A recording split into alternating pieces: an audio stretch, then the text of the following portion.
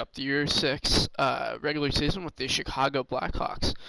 Let's just go here for a second. If you guys remember in our last video, which we ended yesterday, uh, we made a couple of acquisitions on defense in order to bolster bolster their team, I should say, to make a playoff run in what should be Duncan Keith's final year, which he's decreased to a minor top 2 defenseman. But we will not be taking him out because, he'll retire as Chicago Blackhawk, plain and simple. He's closing, so he's got well over 1,500 games, almost at 1,550. Hopefully, hopefully we can get him to 20 points and get him to 782? 782. But things aren't looking too hopeful with Dunks. His ice time's down to 12 minutes, almost 13 minutes a night, which is reflective of the fact that he just can't. He just can't play defense anymore, and he's done. Still a good skater, but he's definitely done. So we desperately tried to bolster this team by bringing in Brendan Gooley and Shea Theodore at the deadline to go along with our current team, as we're just now getting healthy. It's been a rough rough season, so to say, health-wise. Everyone's had their ups and downs of performing well, and honestly, the team's firing on all cylinders right now. At least in my opinion, although the last 10 record does not reflect well. But we are in the middle of the playoff race with the Wild and the Blues. The Stars are pulling away for the most part, but we do have 3 games in hand. The Stars have played the most games in the division with 66. So let's start simming. Ooh, actually, Adam Boqvist did have 4 points. So did Strome in the last game over the Yotes, 7-3. Let's sim up to this Calgary Flame game, and then we will jump. We'll sim up to this Minnesota game. Give you guys a real-time third period sim because it's a meaningful game, and then we will we'll keep simming. So let's do this thing. Let's jump into a real-time third period sim against the Minnesota Wild. And at the end of the first period, it is 2-0 us. Adam Boqvist and Patrick Kane scoring. Second period, 4-3 us. All right, so here comes Minnesota. Kaprizov, Laffy, Jaden Schwartz for them. Brandon Gooley and Alex DeBrincat for us. And let's get the third period underway here. Let's see if the guys can hold on to this one. I'm feeling confident. And it's 6-3 already. DeBrusk and Kane scoring 22 seconds apart. So that should be enough to get us the win. Obviously, it's Minnesota. Yep, that'll be enough now. 7-3. 7-3 us with a minute left, and that is the final score in this one. 7-3 us over Minnesota. What a game, guys. What a game. Let's 3 stars of the game. First star for us, Alex DeBrincat. He had 6 points. Second star of the game, Patrick Kane. He had 5 points. And third star of the game, Dylan Strome. He had 3 assists. Show you guys our team stats here. Obviously, DeBrincat and Kane were on another planet in this one. Shea Theodore chipping in, got his first point as a Hawk. And, I mean, it's completely insane that Alex DeBrincat and Patrick Kane can get 11 points total between the two of them, being 6 and 5 respectively. Brendan Gooley was a +3. Shea was a +2. Askarov, normally you'd like to see those numbers lower, but the team's firing on all cylinders right now. I mean, although I will say this first line of Kaprizov, Kunin, and Lafreniere, filthy. Filthy. Patrick Kane's up to 88 points now in 65 games. So let's get to simming here, guys. We're in the playoff race with the Blues, right? Is there a way that... Alright, yeah. Looks like it. We're going to sim up to the Blues game. We'll give you guys a real-time third period sim for that. No, we won't. Never mind then. We're starting to pull away from them. Is there a way that... No? Okay. Tampa, Colorado. No, Colorado stinks. So does Winnipeg. So does Nashville. Yeah, that might be... Yeah, we'll sim up to this St. Louis game in the final stretch here. Give you guys a real-time third period sim of that game. Actually, we'll give you guys real-time sims for back-to-back games at the end of the season there, as we're pulling ahead in the division. So it looks like those acquisitions actually worked so far. So far. There you go. Now the team's clicking. 6-0 win over Nashville. We qualified for the playoffs. As it's another solid season for us. Hopefully this is a cup team. Oh, there's Lennox. Poor Lennox. Yeah. Sorry, Delia. You're not going to be playing, my friend. I want Lennox in there. Gravel's been solid. Ooh, Zimmerman. We should try to get you in there. Nadeau. You stink. Is there anything else I need to change? No, that should be it for Rockford. Keep simming. There we go. Another win over Vegas. Lost to New Jersey.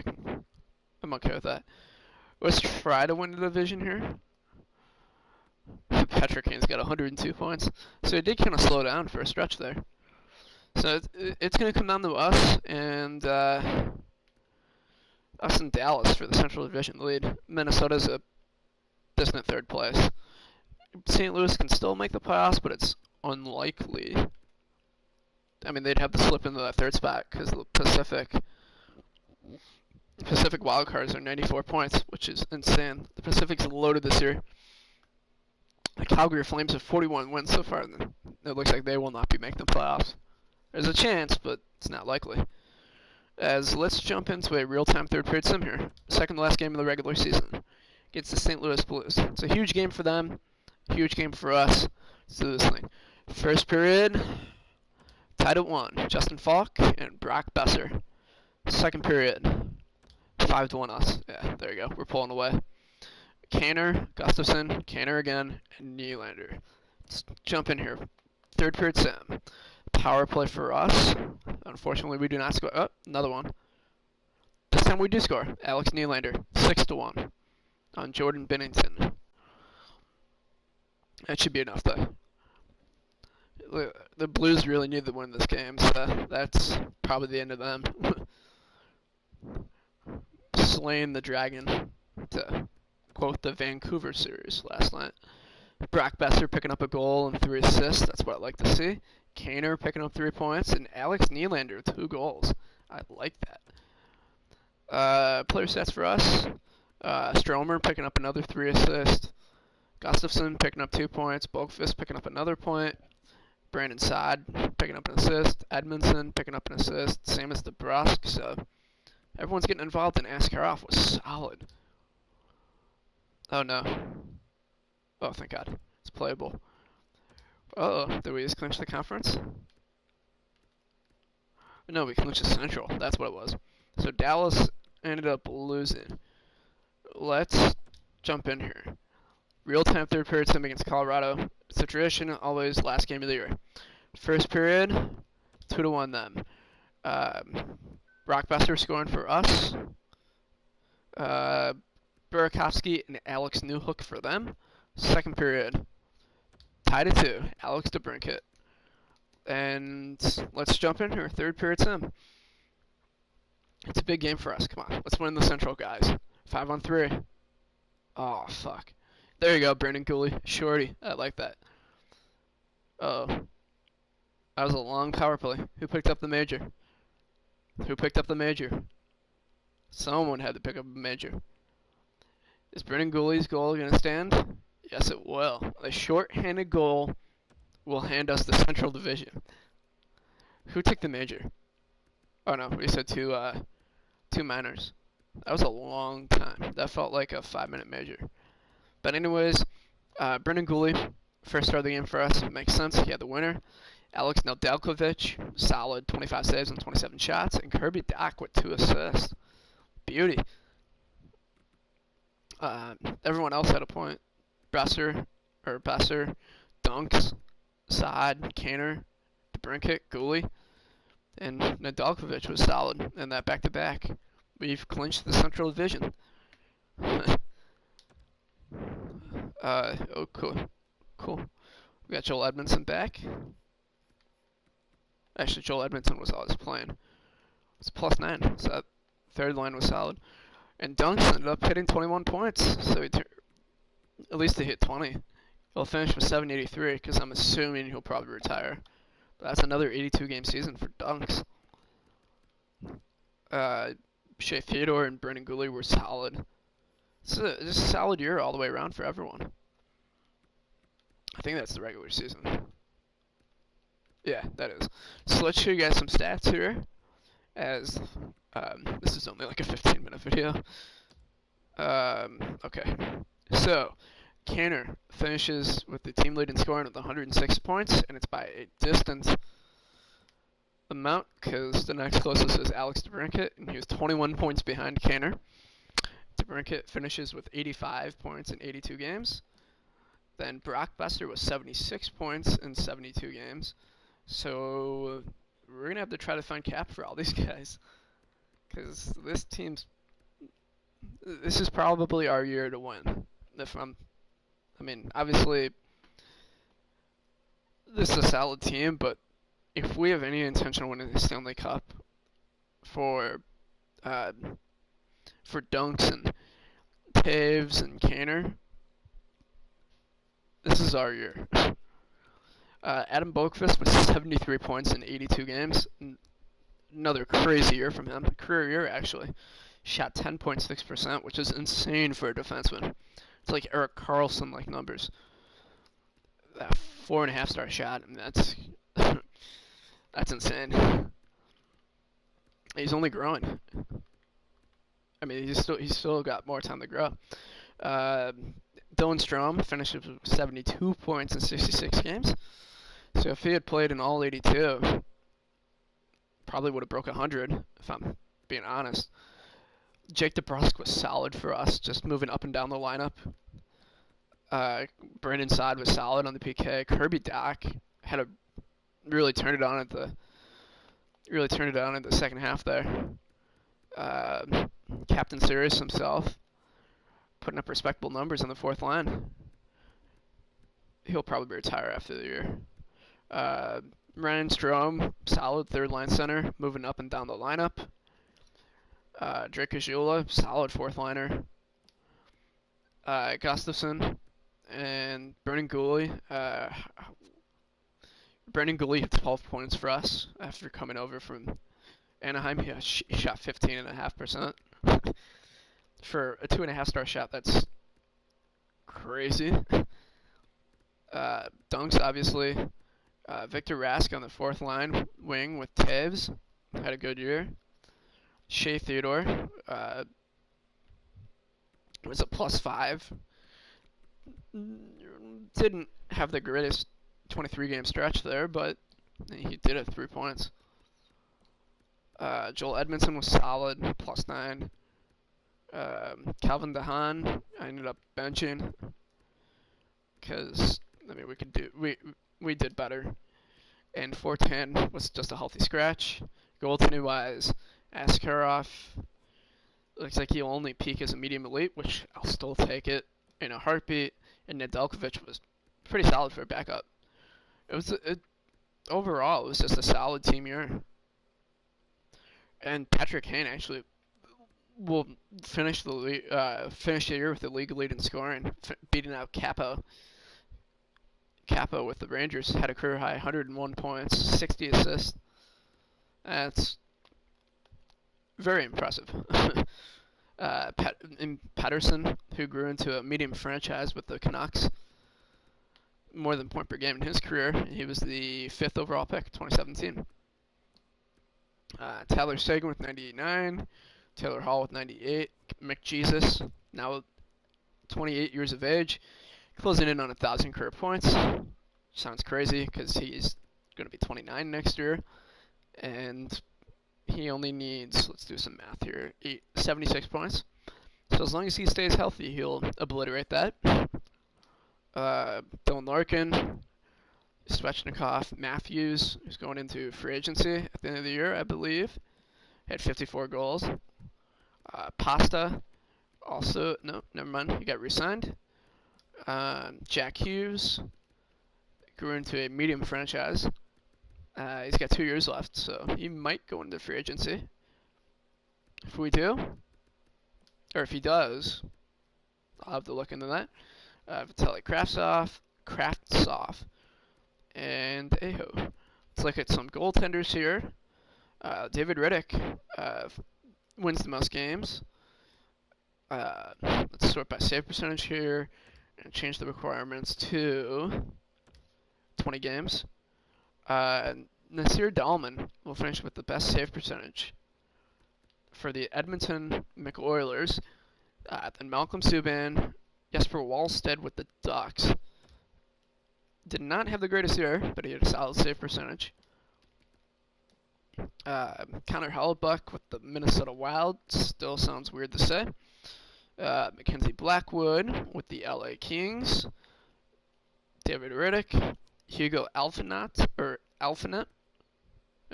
whatever, I butchered his name, with Tampa. In terms of full-time starters, Connor Hellebuck does have the best save percentage, and the worst goals against average goes to Philip Gustafson of the St. Louis Blues with a 402. Peter Erat with the Maple Leafs, 62 overall, started 38 games, had a 401. I don't know why they would do that, considering he was just drafted in the 5th round. I mean, he's also 19 years of age, and a 62 overall, and you're throwing him in net for 38 games. I don't see how they probably made the playoffs. Freddie Anderson plays for the Predators, which sounds weird. Jack Campbell with the Penguins, aka current Maple Leaf goalie. Other crappy goalies. Joseph Woll with the Leafs had a 3.44 goals against and an 8.91. And then best goals against averages, David Riddick with a 2.56. Connor Hellebuck with a 2.67. Spencer Knight with a 2.71. Mackenzie Blackwood, Askarov with us, Tristan Jarry, Carter Hart.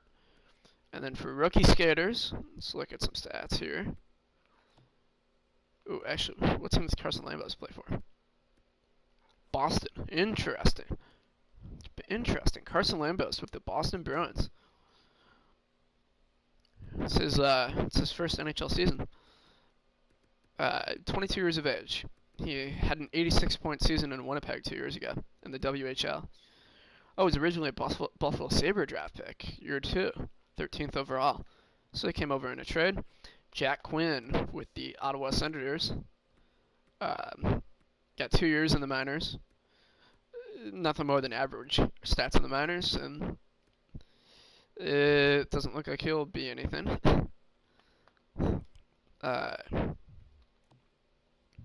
Hendrix Lapierre, meanwhile, has the most points for a rookie with 62. For the Islanders, this is after a 23 game test run where he had 3 assists and a -11. And then they just proceeded to healthy scratch him.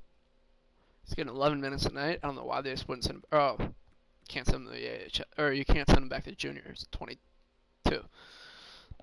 So he proceeded to dominate the league this year naturally as a rookie at 23.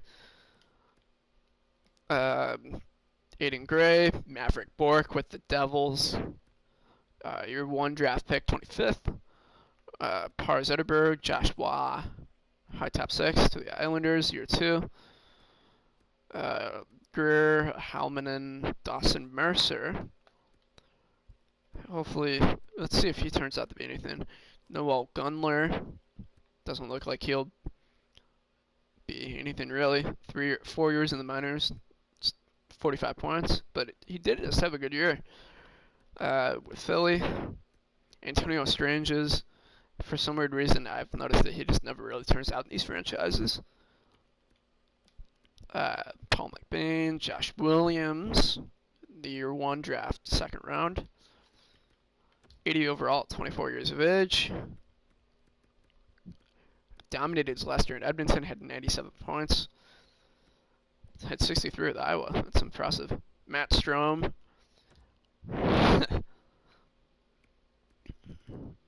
Had 102 points in Hamilton year one, and then just kind of put up varying degrees of success through Lehigh Valley. And then with the Flyers. Anybody else? Braden Oathman from the Flint Thunderbirds put up 109 points, his second to last year in the OHL. And then he put up 74. So a little bit of a down year, but let's see if he turns out to be anything. Jake Sanderson, first round pick of the Blues. He hasn't really progressed much. He's one of the creative players, so naturally he shoots like 135 times a game. Hence, literally, the insane shot totals for a defenseman. 279, 267. Scores a lot. Anybody else? Jakovic with the Sharks. Jarrett Anderson Dolan, just a 4th liner, 2nd rounder a couple of years ago.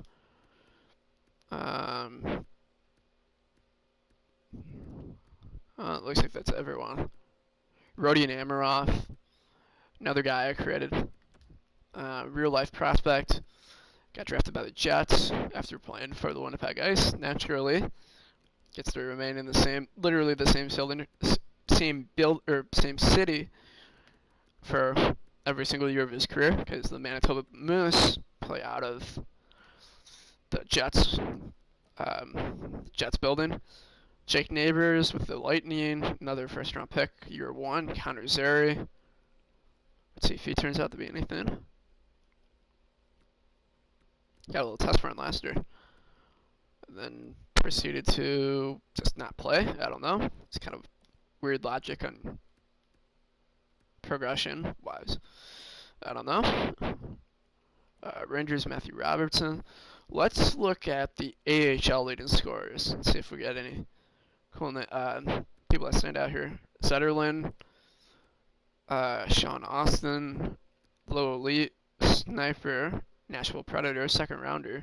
This kid looks to be pretty good. Semyon Argushnetsev, totally butchered that. Mikhail Abramov with the Marlies. Connor Dewar, high top 9 with the Minnesota Wild. Jake Virtanen with the Rockford IceHogs, aka us. Anybody else that sticks out? Ridley Grieg, 2nd rounder. Detroit, he's an 80 overall. Let's see if he progresses.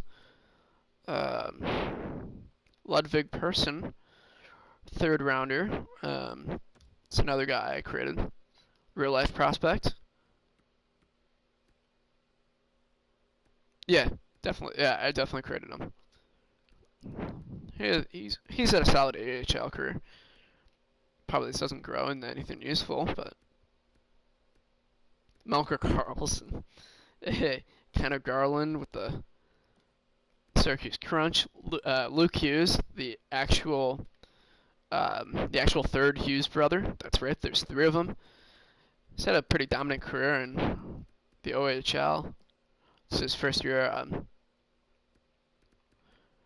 It's his first year in the pro hockey. The Carolina Hurricanes, Charlotte Checkers. He's gonna be good. Anybody else step in? Francesco Pinelli with us. He's growing the puck skills a little bit. Nolan Foote doesn't look like he'll turn out to be anything. Adam Henrique's playing in the minors now, apparently.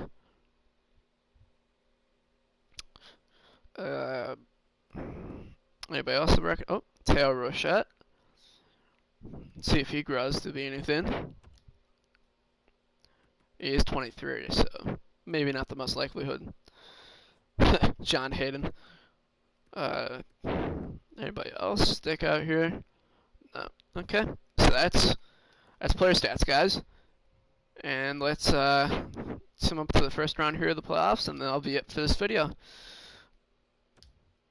We will be getting the Vancouver Canucks. Hey! So, maybe the early series of the, was it 2010, 2011, 2012? 09 maybe? Yeah, I think 09. Plus there was that line brawl in 09 where Dustin Byfuglien punched Roberto Luongo. And I remember that vividly because I was 9 years old. And the most memorable fight from that game was Ben Eager literally tearing apart Kevin Bieksa. Like literally ripping his gear off. And I mean, obviously it's Ben Eager, so he kicked the shit out of Kevin Bieksa. Other main fights from that night, I literally remember this. Alex Burrows pulling Duncan Keith's hair. Yeah,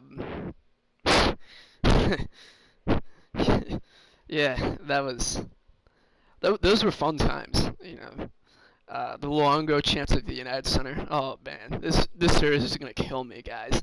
Oh man, this series is gonna be so much fun. Let's actually show you guys the Canucks real quick here.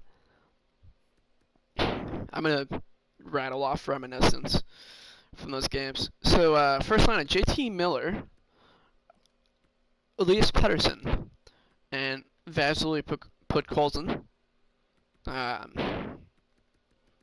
Podkolzin's developed into a pretty consistent scorer for Vancouver. He's also a medium elite forward. Second line of Andreas Athanasiou, Bo Horvat, and Pierre Engvall. That's right, Pierre Engvall comes over from the Toronto Maple Leafs. Just had a 53-point regular season. Bo Horvat, the captain. I would still assume he's the captain. He's had a 74-point season. He's been pretty consistent otherwise. Had a 98-point year a couple years ago. Other than that, he's been pretty consistent in the point department. He's making 12.4. Nils Hoglander, Adam Gaudette, and Cole Lind on the third line. Cole Lind is a solid penalty killer and two-way forward.